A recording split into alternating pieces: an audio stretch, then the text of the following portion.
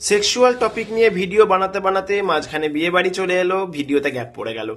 কিন্তু ভিডিও বন্ধ করিনি। আজকে নতুন ভিডিও, নতুন টপিক, সেটা হলো প্রিম্যাচিওর ইজাকুলেশন বা শীঘ্র পতন।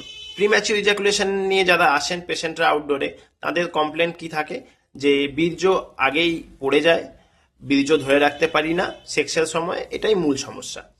প্রিম্যাচিওর ইজাকুলেশন কখন বলবো? পেনিস ভ্যাজাইনাতে এন্টার করার পরে, ইনসার্ট করার পরে যদি 1 মিনিট থেকে 3 মিনিটের মধ্যে বীর্যপাত হয়ে যাচ্ছে, তাহলে সেটাকে আমরা বলবো প্রিম্যাচিওর ইজাকুলেশন। অনেক সময় ঢোকানোর আগেই বীর্যপাত হয়ে যায়, সেটাও প্রিম্যাচিওর ইজাকুলেশন।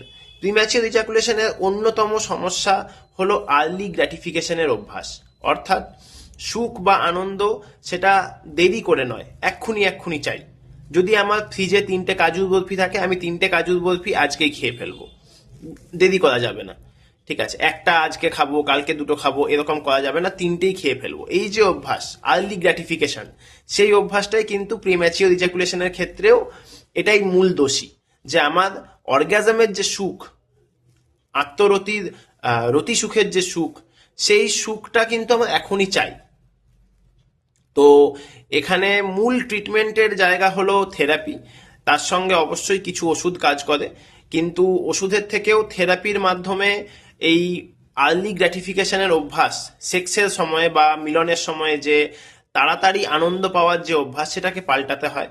এবং সেটা পাল্টানোর জন্য থেরাপিস্টরা, অর্থাৎ ক্লিনিক্যাল সাইকোলজিস্ট যারা এই বা সেক্স থেরাপিস্ট যারা কাজ করেন, তারা অভ্যাস করান কিভাবে বেশিক্ষণ পেনিসকে ইরেক্ট রেখে, বেশিক্ষণ ইরেকশনটা ধরে রেখে কিভাবে কন্টিনিউ করা যায়, সেক্সুয়াল ইন্টারকোর্স কন্টিনিউ করা যায়। এটার মধ্যেই কিন্তু প্রিম্যাচিওর ইজাকুলেশনের ট্রিটমেন্ট লুকিয়ে আছে।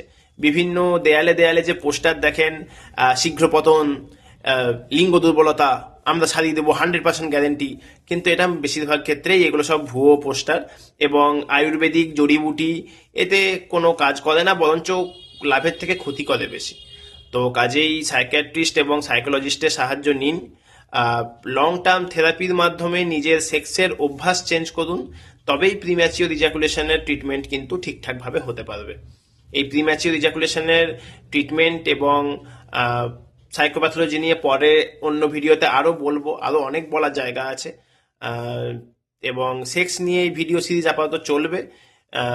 এই ভিডিও দেখুন, ভালো লাগলে শেয়ার করুন এবং অবশ্যই ভালো লাগলে এই পেজটা লাইক করে দেবেন। ধন্যবাদ।